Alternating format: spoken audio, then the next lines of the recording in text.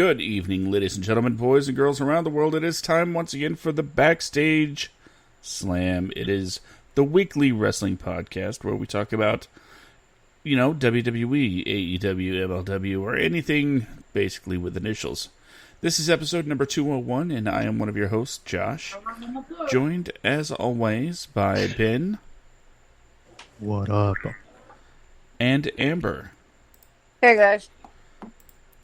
Tonight's going to be a very special episode, of course, because right before a pay-per-view, we always do our predictions, and I'll be honest, I have a history of not being the best at predicting. In fact, when it comes to crazy predictions, I probably hold the crown in that.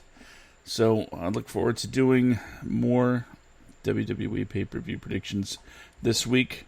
But in the meantime, how's everybody doing? Happy to be alive. That's right. Ben is back after having a serious battle with the COVID. Yep, I had the Rona.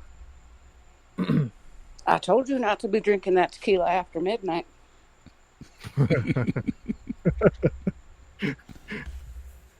And to pull back the curtain a little bit, let's talk about this, Ben. What on your first night back? What do we do?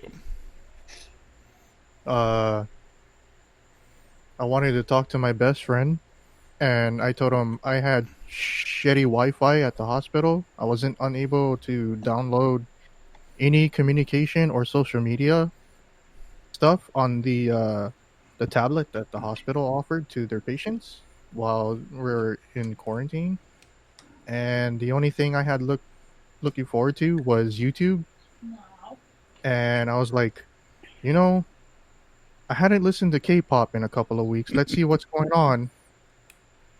And then K-pop pretty much kept my spirits up because I was like listening to all the old K-pop groups that I used to listen to when we just came home from the military back in 03, 04 during that time, and then the second generation in like 2010, and then some of the new acts that debuted this year, which totally blew me away. And then I was like, I wonder if I should get Josh into checking this out. And then all of a sudden, what was meant to be a 1 hour conversation, because my whole body was sore, everybody who has COVID deals with it differently, has a different experience. For me, it felt like, when you have like a really bad 104-degree fever, and then the next 2 days, all your muscles in your body is just fatigued and super sore whenever you move. Mm-hmm. That's how I felt during that time. I was like, I think I want to talk to Josh, catch up a little bit, and then go to sleep for like 12 hours. Josh and I ended up watching K-pop videos and other music videos for like almost 7 hours. Yeah. It was a lot of showing me some K-pop videos and me showing you I turned him into a videos. Blackpink stan, people. Josh is a Blink. Why you gotta put my business in public out there like that, man? Why? You're going to get more Twitter followers now. And they'll yell at me for not being very prolific on Twitter, like people do already. We also hung out two more times on that. The most we ever chilled out on Discord in a whole week in a while. Yeah, it was a lot of fun. Everything going okay in the Amber camp? Good days, bad days, little in between. Had Isaiah's birthday last week, and then we did the kids' birthday party today. So baby Josh got his face smashed into the cake. Nice. And then he proceeded to feed the ducks his entire cake. Mm-hmm. Not sure if he likes chocolate cake or not. And then little Josh's birthday will be next week, so that's kind of where we are at in Amberland.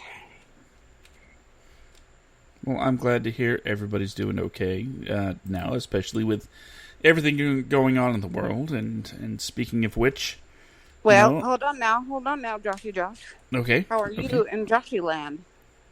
Oh, wow.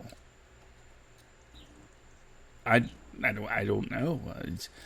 Life's been kind of, I don't know. The kids are doing great, but this whole standing by, waiting to see what everybody does for work, unemployment, not doing their jobs by sending me money,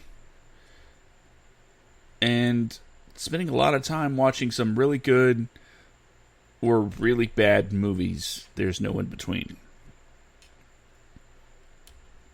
So I've watched a bunch of movies, and I'll be able to get more into that on the Netflix Monday.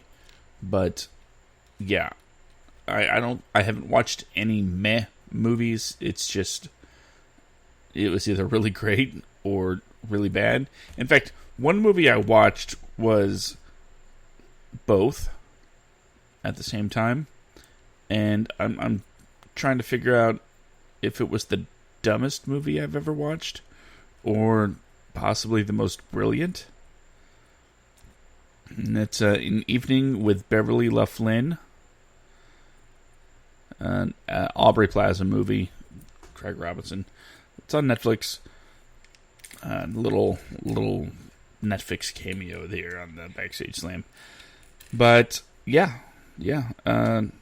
It's so weird. I don't know whether or not it was brilliant or stupid.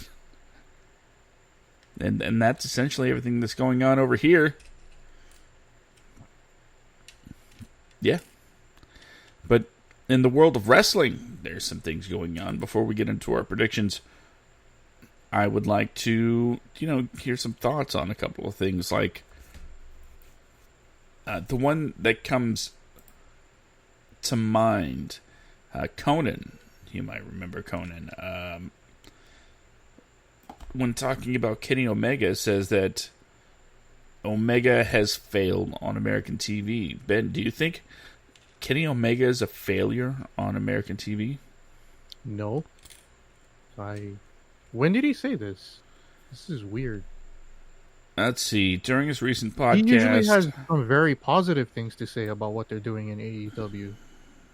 Kind of shocked. Let's see. Quote, while Omega got majorly over in Mexico and Japan, he has failed on American television because his promos aren't on the level of other top guys. Also, he has not been pushed as a star, but just another guy who can work. There are 18 other guys who know how to work. Omega doesn't stand out in any way. The fans in Mexico loved Kenny because we built an aura around him, and they went nuts every time he stepped through the curtains. That has not happened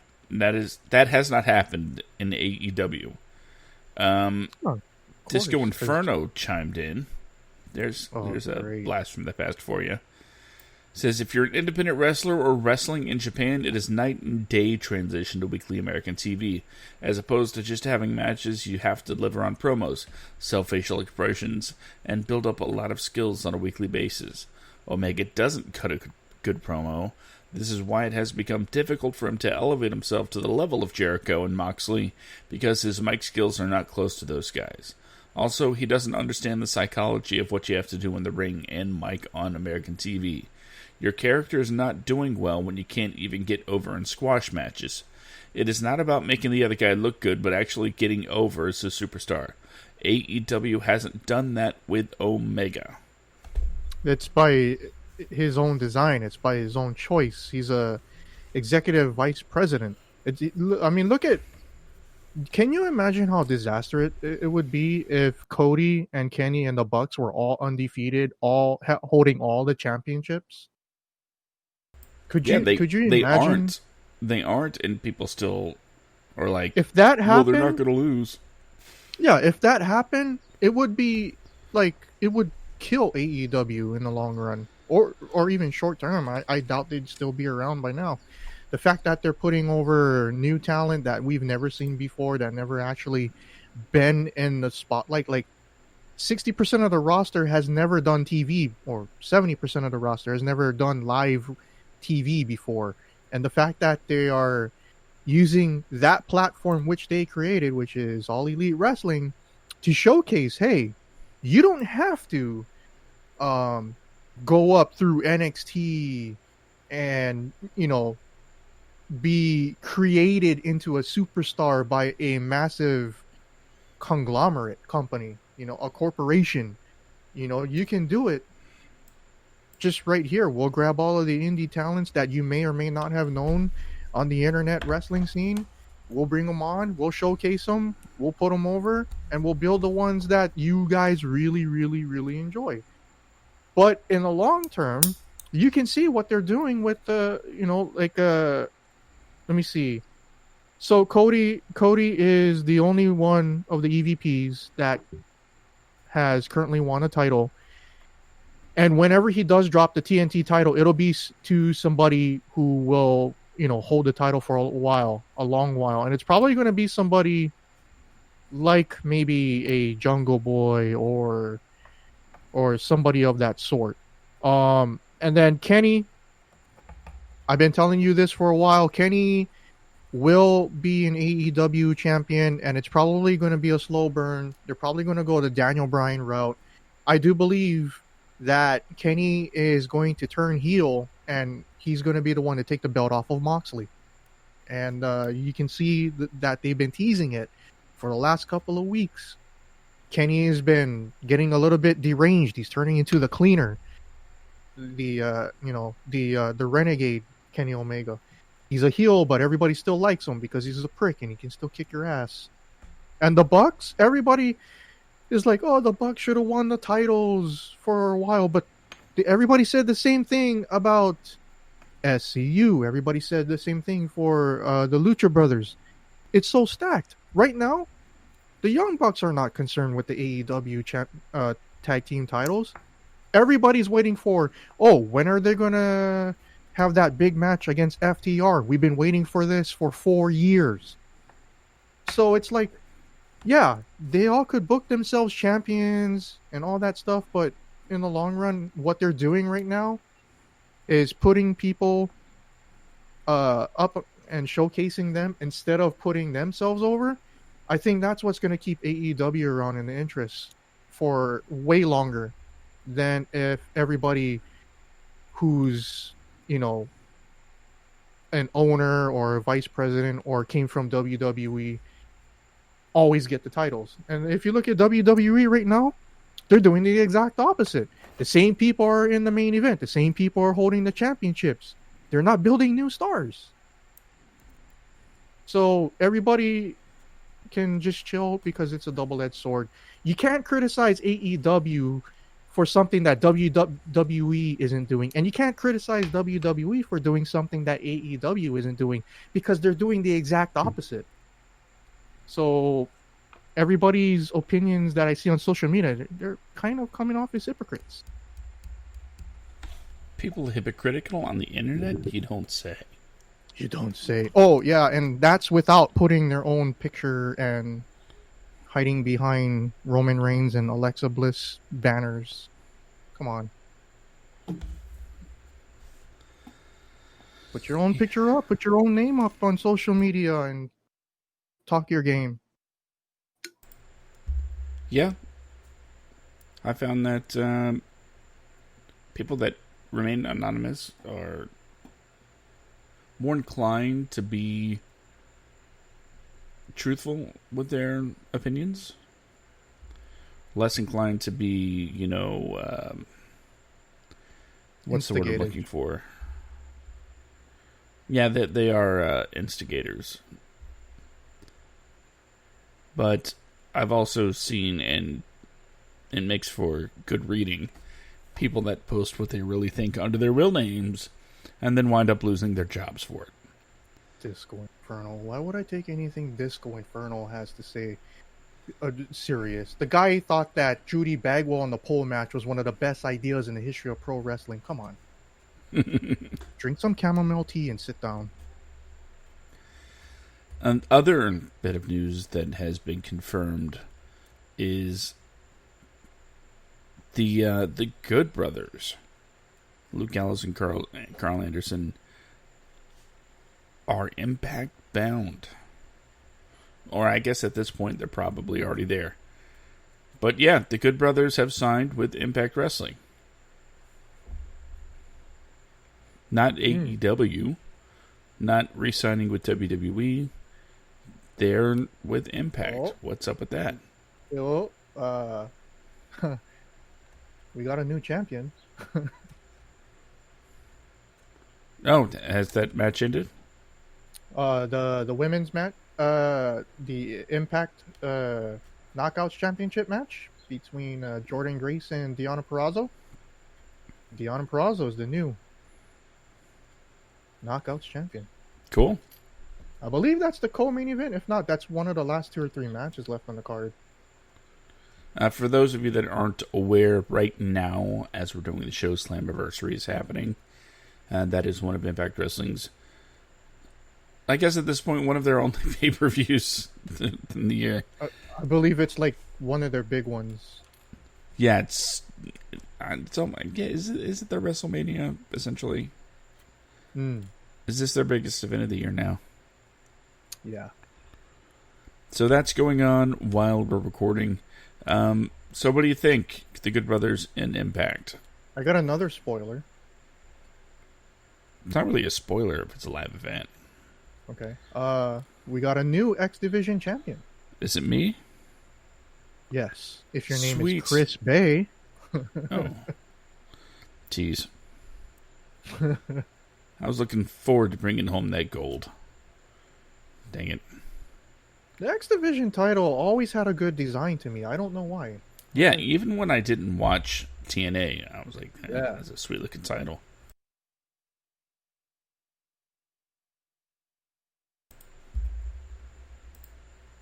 So who do you think the Good Brothers are going to be taking on first?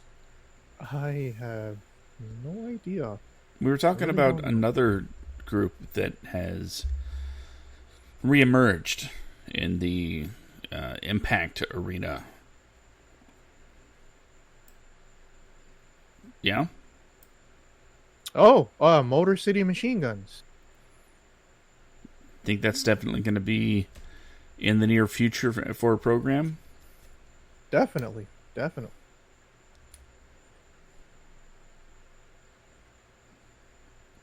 All right. I don't expect Gallows and Anderson to be on weekly TV though for Impact, because as soon as the travel ban to Japan is over, they got that 2-year part-time Impact deal so that they are able to work with New Japan Pro Wrestling. So I fully expect them to be reintegrated into the Bullet Club. Then at this point, there's no telling when bans are going to be lifted, and not even from our ends, because Well, at Dominion, they went with a 30% capacity at the Osaka Joe Hall. like I said, not even from our end, because until we get a handle on this virus, other countries are saying, hey, U.S. travel, we don't want you. Yeah, every country in the world should be like, America, we love you, but you're not allowed. Because until state leaders and government leaders can actually all get on the damn same page, yeah, we will continue to be a cluster F. And that's no bueno. Oh, Also- man, sorry. There's a UFC fight night card going on right now, and I just seen the most sickest knee bar ever. I wanted to puke. Like, I literally just seen a knee bend in a way it's not supposed to bend, and I was like, oh. Oh. You know, It caught me sometimes by I wish I surprise. was more knowledgeable about UFC, but I was like refresh Twitter, and then I seen the gif of it. I was like, oh no, oh, I'm gonna have nightmares. The other big news coming out of Slammiversary tonight is Heath Slater showing up at Slammiversary. Yep. So it's good to know that, he's making some cash because he's got kids. Should we predict who's gonna be the mystery fourth man? Who's gonna be for the Impact World Championship? I say it's EC3. I can't say that you're wrong. That makes a whole lot of sense. And most of the other quote-unquote free agents have kind of already made their play known, and I can't really think of any others. Have you seen the picture of Roman Reigns going around on Twitter today? You think Roman Reigns is the fourth man Impact Championship? I don't want to stoke the flames on that, but no, Roman has been active on social media in the past couple of days, and he looks yoked. Looks like he's been hitting the gym hard during self quarantine. Put on some mass. Got to do something. Maybe The Rock was like, if you want to have that WrestleMania match with me, you got to look as big as me. My God, you remember when The Rock first went to Hollywood and he slimmed down to 100 to 250 at his skinniest? What movie was that? The Rundown, and he was super scrawny when he got beat up by Goldberg and left.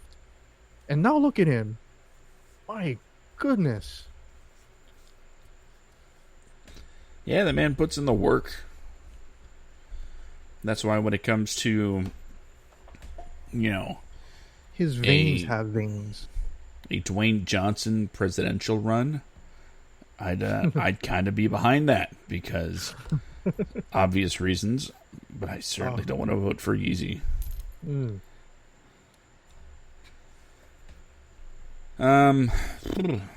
So yeah, I think that's, other than the reveal of the fourth man in the Impact World Championship match, or woman, they're not afraid to go there.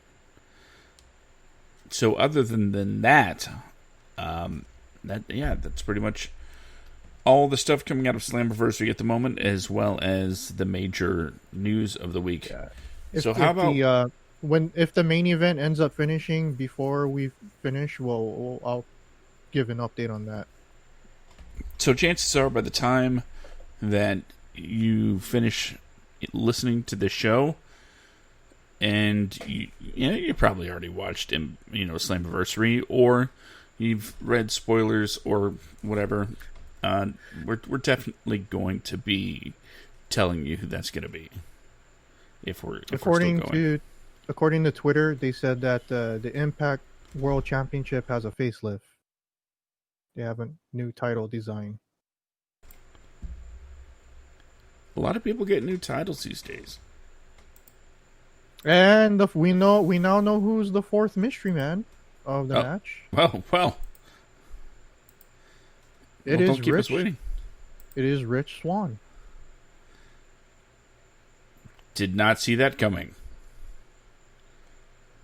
So apparently he was injured for a very long time, and that every time he made his camera appearance, he was using crutches. Wow. Okay, I was definitely expecting EC3. There's a gif of him like prancing and dancing down the ramp, holding onto the crutches.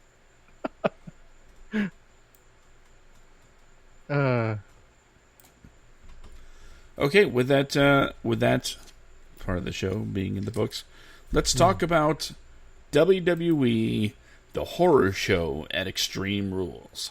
Oh, wait a minute, we got a swerve. What? Everybody's freaking out that Eric Young is back. I don't know. Eric Young made a run-in. I don't know. I can't watch. I don't want to. That just makes me remember that. Rich Swann was used as a decoy to bring back Eric Young. I think Eric Young is the actual fourth man. Okay. It's a little bit better. A little bit better. Now, this is tweets I'm reading from like Fightful.com, where we usually get our trusted wrestling news source. All right. Okay, we're going to keep an eye on that in the background. And like I said, now we're going to go into the horror show at Extreme Rules predictions. Full disclosure, I am not going to watch this pay-per-view. Like, I just have no excitement for it whatsoever. Yeah, I mean, I got to be honest, I haven't been keeping up with WWE main roster TV. So this is my chance to dip my toe back into the pool of main roster programming, see if I like what I like. And I like their filmed segments, the stuff that they produce and edit. They've been doing a pretty good job. So I'll watch it. I'll take the bullet for you and report back on whether or not it's something you should check into. Cool. Yeah, it's funny I'm saying this because I didn't know anything about the card until an hour ago. And I took one glance at the card before we got on Discord, and I was like, oh, this is not good. Well, we touched on it a bit briefly last week, just running down what the card was. This week we'll make our actual predictions. And let's start out with the bottom listed match. I don't see anything saying that it's for the pre-show, so I'm going to assume that all 7 matches are main program matches. They have an 8th match that's not an official match, but it could be a pre-show. It's a bar fight between Jeff Hardy and Sheamus. Oh, I did hear about that. That's right.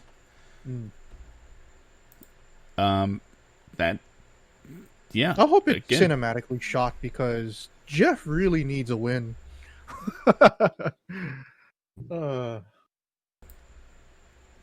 In an angle that can only be considered, in my opinion, distasteful, they take it to a new level.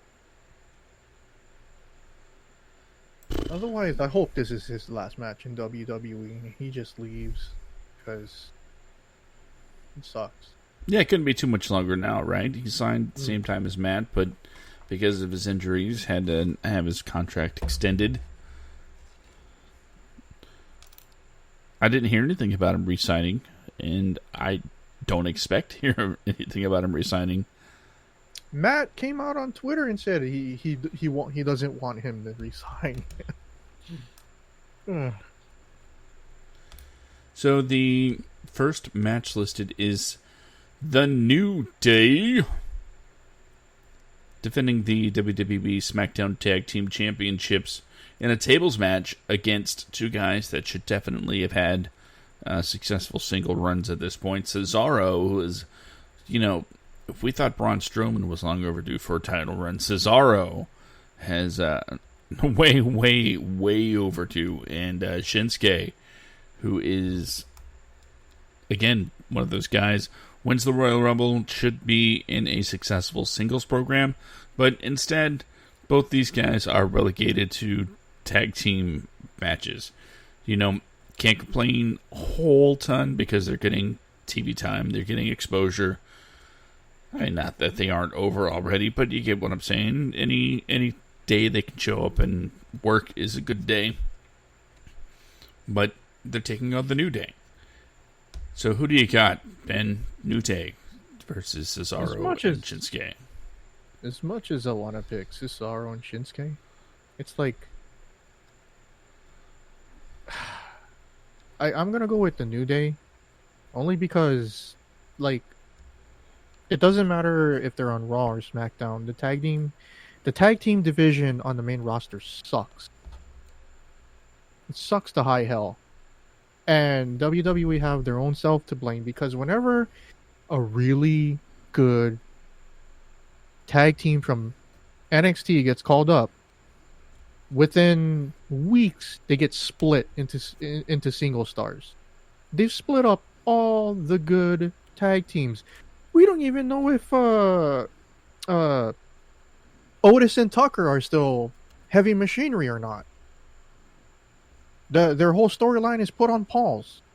So I have no faith in what they're doing with Cesaro and Nakamura anymore. In fact, I'm hoping Nakamura goes to AEW or goes back to Japan because it breaks my heart with him because I wanted him to be the first recognized Japanese wrestler WWE champion, and that's never gonna happen.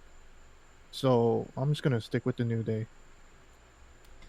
All right, Amber, New Day, Cesaro and Shinsuke. Who do you have? New Day. Okay, brief, to the point.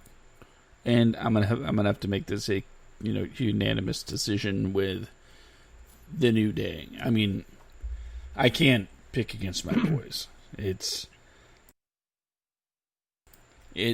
Every time I do, nothing good happens. So I'm going with the New Day. And next up in a match that could be on the pre-show card because reasons. Apollo Crews is defending the United States Championship against, and I'm saying this very half-heartedly, MVP. Not that I have anything against Montel Vontavious Porter, but I mean, every time they say MVP is going to wrestle, MVP doesn't wrestle. So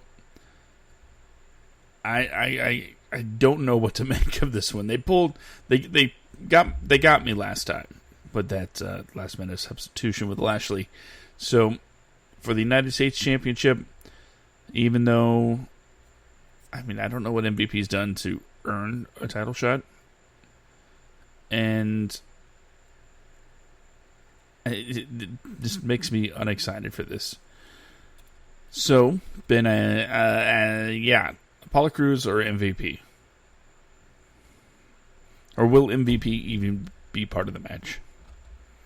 I think he will. From what I understand, MVP is actually the one that's carrying the United States title. Like he stole it from Apollo Crews. I don't know. I haven't seen Raw in like 5 weeks. But I'm gonna go with Apollo Crews.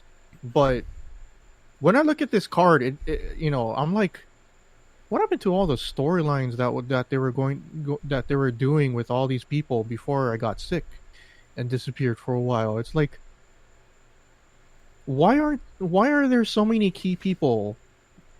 Like, I'm looking at this, like, why is MVP and Apollo Crews on this card? Why is Jeff Hardy versus Sheamus on this card? Why are we getting another Bray Wyatt, Braun Strowman in a non-universal title match? Why? Oh, you're gonna hate me for this, but why is Nikki Cross getting a title shot against Bayley? Why is Dolph Ziggler getting a shot against Drew McIntyre? And I'm like, I hate to be the one to say it. Is WWE keeping tight lip on key performers actually being infected with COVID and we just don't know? Maybe. I look at this card and it's like, this is an episode of Raw. With Raw Roulette thrown in. Yeah. It's just non-inspiring. And you even got an eye for an eye match. What? Rey Mysterio is the only one that has multiple pockets in his baggy pants and he's going to pull out a rubber eye in a cinematic shot with fake blood? Yay, we called it. Come on. So who do you got to win? Apollo. Amber. Apollo Crews MVP. Apollo Crews.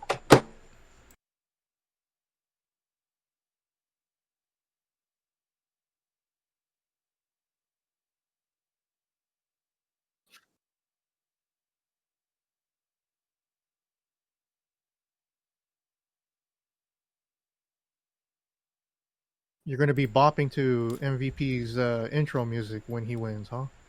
I'm Yeah. coming. My pick is MVP. All right.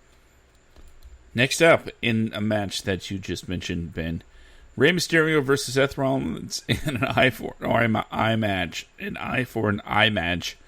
The match can only be won when one competitor extracts an eye of their opponent. To win, you have to remove your opponent's eyeball. Get him, Ben.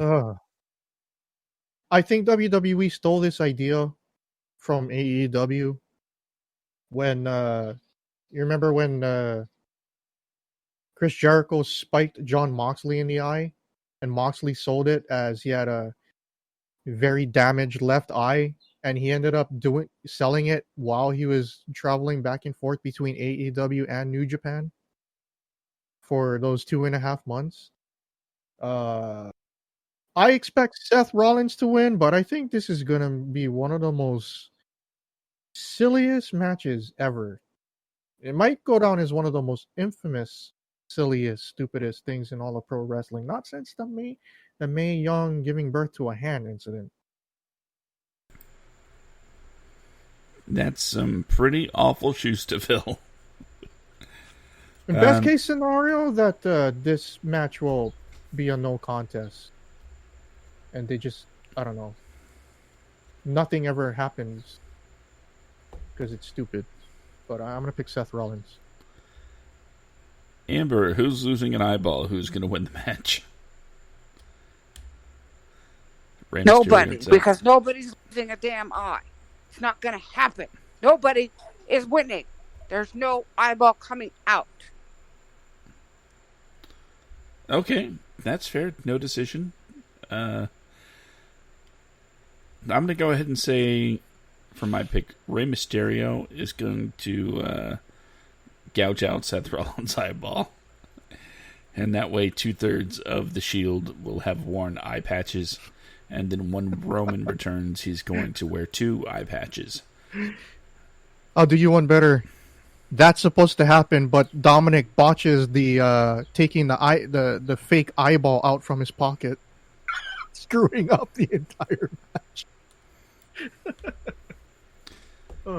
After a few weeks, Seth Rollins will come out with 2 eyeballs and say, I had an eye transplant. But he'll wear like a really cool contact lens in what's supposed to be the fake eye. Character development, right? Oh my god. Okay, I'm glad we got that one done. Okay, next up, Braun Strowman versus Bray Wyatt in a non-title match in a swamp fight. Essentially, a swamp fight is a reason to, I guess, film in a swamp and have Bray Wyatt be at home. And this is Wyatt family Wyatt, if I'm not mistaken. It's not Firefly Funhouse Bray Wyatt, and it's not The Fiend. This Wyatt guy is starting to get as many faces as Foley. So I fully expect him to appear at the Rumble 3 different times in January. Yeah, I had a feeling that they're doing the many faces of Bray only because they got backlash from having the Fiend come out on TV too often on SmackDown. So they're trying to limit him by doing that, but at the same time, they're really making Bray Wyatt's character like really unbelievable. If you thought he was unbelievable then, he's more unbelievable now. I think Bray wins this match because it's a non-title match, but they got to do something with the Universal title. Braun Strowman isn't the guy. He would have been the guy 2 years ago, easily. But no, I don't think he's holding up his end as champion. I'm not a fan of him too. Zone. I'm not a fan of what he's been doing on social media lately as well, so. Amber, who's winning in the swamps? Strowman or Wyatt? Bray Wyatt.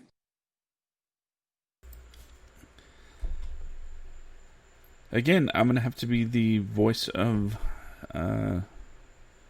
dissent here, because it doesn't make any sense for him to go against The Fiend if Wyatt beats him. So, I'm going to say Strowman wins.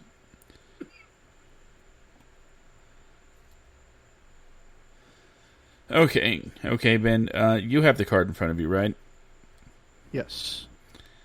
Just for this match, can you take over, because I can't do this.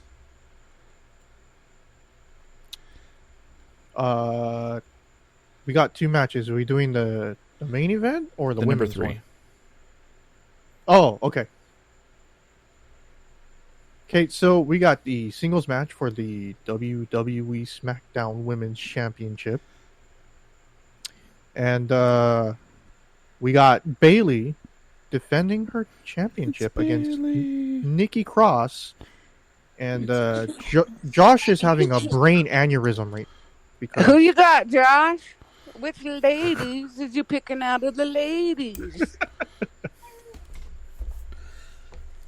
I seem to recall during our last pay-per-view reaction, we're talking about, just having them tag, and I was like, this is difficult. And I said, WWE, don't put them in a match like that together again, because then I won't know what to do. And WWE responded to me and said, "Oh, we're sorry, pal. We know you love both these people, and we hate to make you choose, so they're going head to head." And I'm like, "Oh, how am I supposed to choose? It's not fair. It's not fair." if you got a coin, you can flip.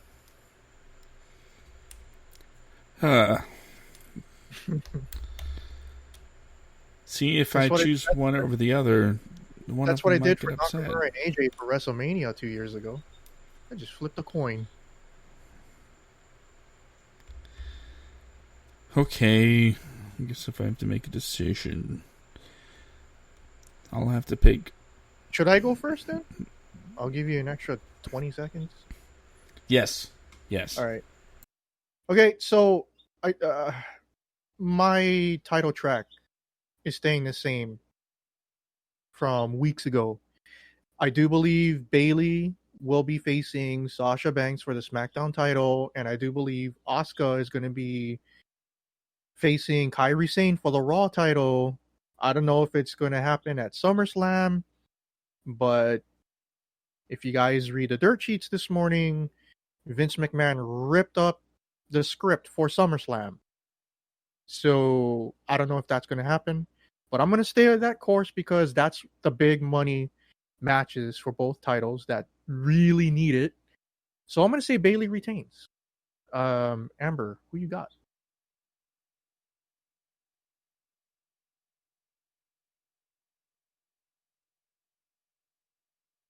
Josh, who you got?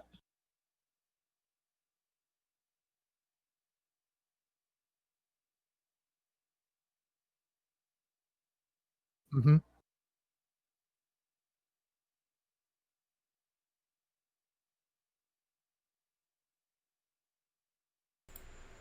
Because Kyrie's not working with a contract right now and can't go home, she's still working, make some money, I guess. Better than not, right? Yeah. So then I look at Charlotte and everything she's been doing lately. Added in, wondering if Awesome Kong is going to be Karma again.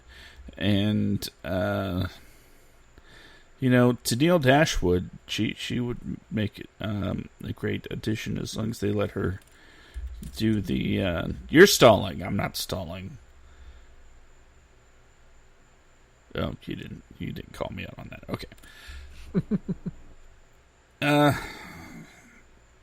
going to go with the OG Bay. and pick it's Bailey to retain. Sorry, Nikki.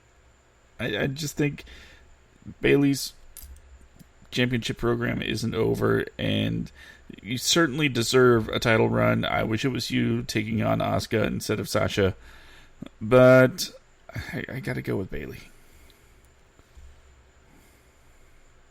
Credit to Bailey and Sasha Banks for appearing for the better part of almost the entire lockdown era of wrestling, on appearing every single week. And especially when they showed up on Wednesday nights as well. I think they put in more work than anybody on the roster as far as TV appearances since March. Well, good. I like to hear that. All right, Amber, Bailey or Nikki? Bailey. See, it's not quite the conundrum for you guys. So, yeah. But after that, it is Asuka defending the Raw Women's Championship, which she was given to by one pregnant Becky Lynch, and she's defending it against Sasha Banks. Ben, Asuka. Or Sasha? Asuka. Okay, Amber, Asuka. It might be. Or Sasha. I'm going to also say that this is the match of the night.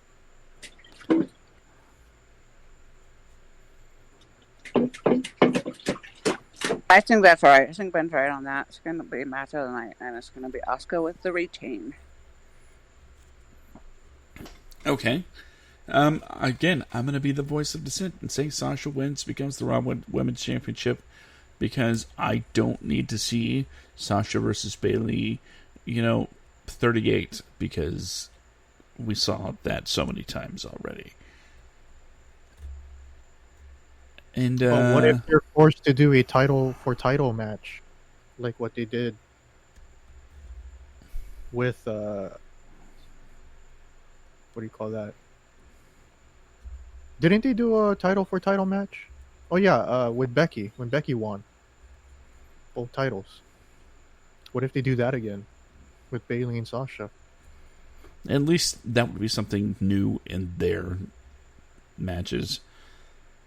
But I mean, what these two always wanted was they wanted to be the main event. Bailey and Sasha wanted to main event one of the big four.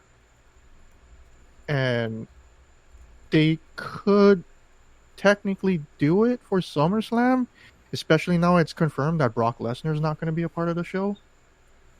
But I would rather it be just for Bailey's title. And I expect Bailey to be the heel instead of Sasha. Because we've already seen Sasha turn on Bailey like 50 billion times. She's like the Big Show of the group. I would love to see Bailey do the turn. Yeah. Where she returns to being the hugger. No. And hug life. This is basic hugonomics. All right, and finally, in a match where we don't have a stipulation yet, Drew McIntyre is defending the WWE Championship against the perennial contender Dolph Ziggler. We're going to have some sort of stipulation announced at some point, but it certainly hasn't happened yet. So, Ben, in an unspecified stipulation match, what is your call? McIntyre or Ziggler? I'm going to go with the colossal tree trunk on this one. How about you, Amber? What? McIntyre or Ziggler? McIntyre. Tree trunks. Oh, I would pay somebody to wear a tree T-shirt to a McIntyre signing and have that picture taken just so we can send it to Anna. I'm gonna have to make it unanimous. No. She needs to be the one that wears the shirt to get the picture to send it. Definitely, us. I will. Yeah, I will have that shirt made and send it to her and say, I'll do whatever it takes to get that picture. And Yeah, definitely. But I'm going to make it unanimous and say McIntyre for the overwhelming win, no matter what stipulation it is. So the tagline is the horror show for Extreme Rules, right? Yep. I'm gonna have to take a guess. If we're gonna take a guess at what the stipulation is, I'm gonna say ambulance match.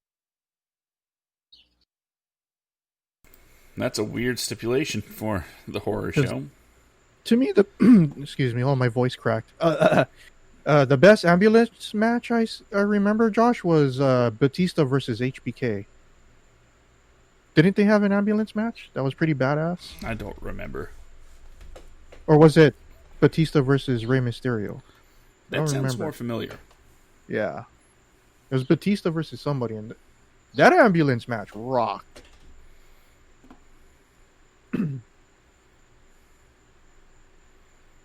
But yeah, I think it's going to be an ambulance match. Okay. I'm kind of checking in on Slammiversary at the moment. Same. Good Brothers look like they're coming out.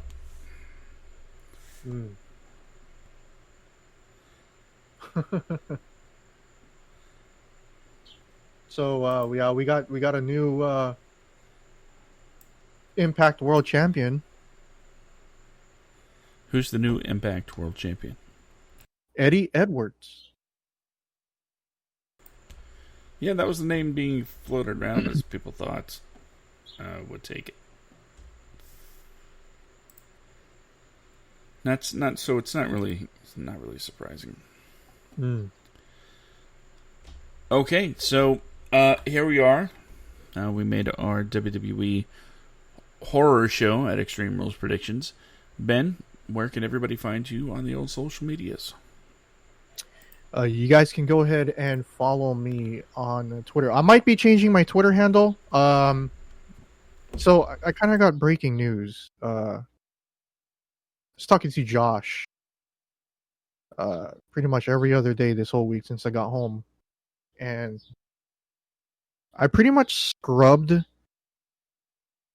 all of our old podcasts on my YouTube channel. I got rid of it because they were all demonetized whenever somebody said the F word or whatever. So I got rid of that. I got rid of all my game content because YouTube's algorithm for picking up copyright music, even if it came from the the video game itself. Like, here's an instance. I had several Twitch highlights from Grand Theft Auto 5. And as you know, in Grand Theft Auto games, if you're in a vehicle, you have the ability to listen to music via the in-game radio. Some copyrighted songs that is supposed to be safe to play because it's in a video game, and Rockstar Games bought the license for those, but apparently YouTube still blocks it. And yeah, so I got all that demonetized, and I'm like, you know what? I'm just gonna start off anew. So, my Twitch will be Yo Bro MMO because I love playing massively multiplayer online video games on Twitch. That's fine, but I might switch my Twitter. That's what MMO stands for. Yeah, massively multiplayer online. So I might switch my Twitter handle and my to whatever my YouTube is going to be. So I'm thinking about Yo Bro Culture, as in pop culture, with a K. Yo Bro Culture with a K. I'm still thinking I'm going to do that. So what I'm thinking about doing is it's going to be basically, pop culture stuff, reviewing, reacting to movie trailers, music videos like K-pop, stuff like that. Reacting to like stand-up comedy clips from your, various comedians, and do, maybe like a preview for what's or do like a list of recommendations like what anime should you look forward to this fall, or popular K-drama that you should check out. Like if anybody watched the zombie movie Train to Busan that came out in 2016, there is a sequel literally coming out days, if not weeks from now. It's called Peninsula Train to Busan 2, and that's going to be breaking records. It's probably out in South Korea right now, so I want one of my first videos is going to be dedicated to that, and I might sneak in Josh doing a guest reacting to some music videos and stuff. Josh is starting to like K-pop. Surprisingly, it makes me very, very happy. He likes Twice. But yeah, you guys can I like what I at, like. it's at YoBroMMO, and I'm also going to be changing Patreon. So if you guys don't know, when I was sick, I wasn't able to do this, but there's a new state tax for Patreon. So I had to redo Patreon. I was in the middle of doing that. I have to finish it for this podcast. So for the 5 patrons that are still subscribed to me, you may notice like a 19 cents increase, depending on if the changes affect you or not. Up to 19 cents might not be an issue, but yeah, so just letting you guys know that the country is now forcing I guess Patreon to collect just a tiny bit more for tax purposes on that. So yeah, it's patreon.com/YoBroMMO. We'll be having more than just wrestling podcast stuff on there as well. Cool. And cool. One more thing, because I was sick, I did not get the last 3 episodes of the Backstage Slam up on Patreon and on my personal blog. So once the Semi-Core Studios YouTube version goes up, I will be grabbing episode 197, 98, 99, or excuse me, 98, 99, 200, and 201, and I will upload it within the next hour or so to both my personal blog and the Patreon page. And yeah, I think that's pretty much it. Well, while you were talking about that, I checked out the headlines one last time, and of course checked out the tail end of Slammiversary. It seems the Good Brothers are they stood tall against, not against, but they stood tall with Eddie Edwards at the end of Slammiversary. So it looks like we could have a new faction forming in Impact. What if Eddie Edwards joins the Bullet Club? Oh man. And I know you're probably going to hear it when you go back and listen to the previous episodes, but I believe it was 198. Amber and I really got into the allocations against some of these, some of these guys, and the, what is it called? The movement with hashtag speak up. Hashtag what? Speak up. Yes, hashtag speak up. Why is Joey Ryan trending number 2 worldwide on my Twitter? I'm because I was about to get to that. Okay, perfect. We, like I said, Amber and I really broke down, and she is someone that's versed in these kinds of. It sounds weird to say these kinds of things, but the fact of the matter is that allocations were made, and we talked about them, and Joey Ryan has released a video that is basically saying, well, long story short, it is the accusations are false, and he has released a video that is almost an hour long on YouTube, explaining in detail why the allegations are false, including what he says is clear-cut evidence. He's apparently showing things that don't reflect what the accusers are saying is true. He has evidence apparently to the contrary. I've only watched 90 seconds of the video so far, and like I said, it's over 58 minutes long, and that's definitely something I will check out. And what did it take him over a month to actually say something, though? I don't know. Well, one of the first things he says in the video is that his therapist had advised him against going onto social media to take a break because, well, I can imagine, true or false, wrestling fans can be a little bit venomous. Mm. So, something as serious as this, if it's true, you probably want to steer clear of social media because the fans are going to roast you alive.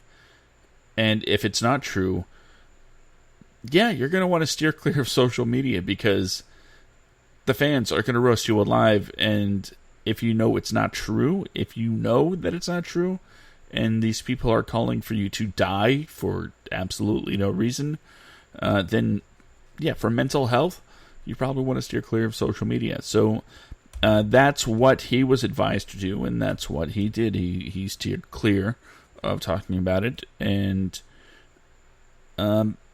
basically, I guess he wanted to get his ducks in a row before making any kind of statement. And like I said, I haven't watched the video yet, so and it's not like it's my job to judge him for anything that he may or may not have done.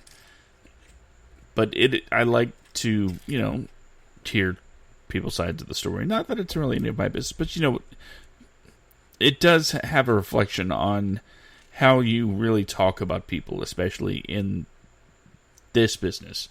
Because we have heard many, many allegations coming out recently, and I imagine, some are true, some are not true, whatever the case may be. But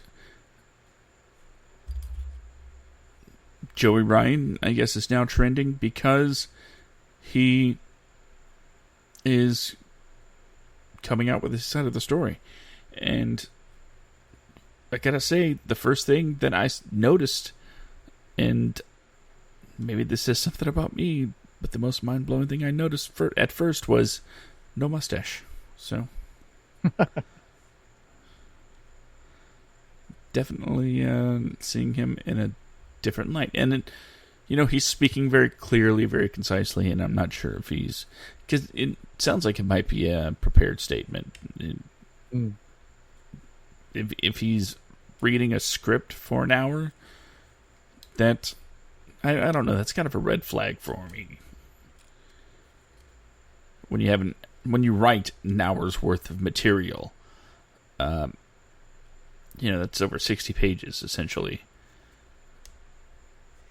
Plus, with a slideshow presentation of evidence, it shows adequate preparation, but it's also weird that you'd feel that you have to do much more than that. I don't know.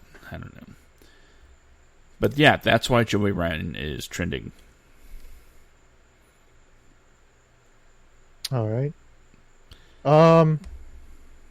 So more breaking news. Apparently, EC3 turned up right at the end of the Slammiversary, like a Marvel after credit scene. Okay, because I saw the Good Brothers come out, beat down some people, hold up Eddie Edwards' hands, and I thought that was it. I thought they were going off the air, so I turned it off. Gary Cassidy of Sportskeeda put it this way: 3 championship changes. EC3, Eric Young, Heath Slater, the Good Brothers. Slammiversary delivered. Oh, You might actually have to go and watch the whole thing now. yeah, I kind of want to watch. I'm still not watching tomorrow, though. Oh, I'll watch for us both. okay. So I guess it's my turn to do the old plugs. If you want to join us in the chat each and every week here, you can do so at semicorpods.com as we go live every Saturday night, 10 p.m. Eastern, 7 p.m. Pacific, and 4 p.m. Hawaiian. You'll be able to join the chat, join the conversation here for the Backstage Slam. This has been episode number 201. If you want to, find out what's coming up on Netflix over the next 7 days, tune in every Monday night at 10 p.m., 7 p.m. Pacific, and, of course, 4 p.m. You know, the times are always going to be the same, so... The Netflix. It's the show talking about what's coming to Netflix over the next 7 days. The majority of the time, when Ben's not, hospitalized for deadly viruses, and he'll join the show and give his weekly K-pop report, K-drama, K-TV. Okay, it's not really a thing that he does, but he does talk about the Korean content. And if that's something you want to, you know what? Maybe it should be a thing. The Korean television report. The Hallyu wave is taking over. It's definitely gaining traction as people look for new Started content. in the last decade, and it's slowly swarming over us like a tidal wave. So that's the Netflix. Once again, Semicore Pods, same times. If you are a writer, actor, or director, or any real crew member in between, there's always the Wadcast. That's the Writers, Actors, Directors podcast, where Brandon and I talk about the film and television industry, as well as talk to people from the film and television industry. Last night, we had the absolute honor and privilege to talk to Brian Wallace. You might know him as the star of Bad Agent, or from his tremendous role in the film Relish. He is an amazing person. Did the first guest that did cold reads with us, and he absolutely hit it out of the park. So I definitely recommend checking out every episode of the Wadcast, but especially last night's. Clocked in at 2 hours, so buckle up. We've been wanting to get Brian on the show for a while, and we were finally able to do that. So we took advantage of the time we had. Also, every week I do a little podcast called Film Freaks. Guess where you can find that? That's right.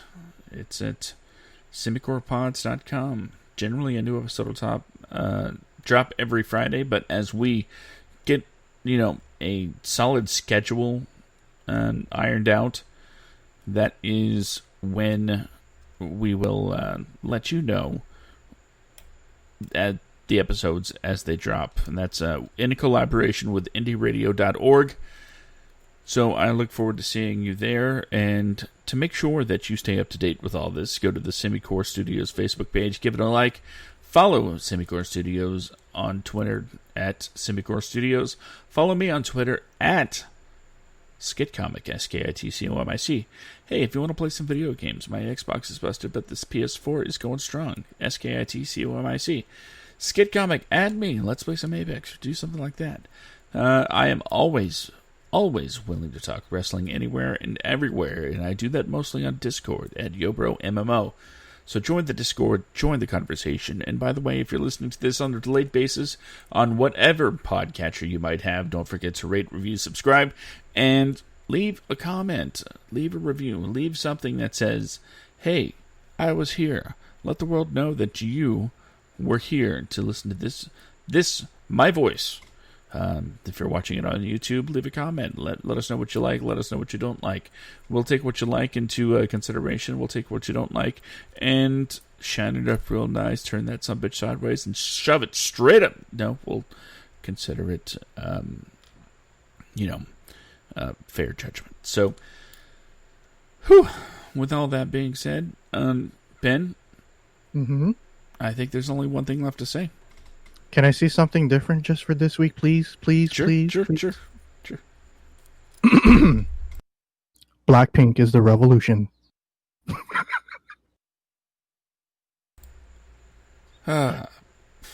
With that being said, backstage slam in your area.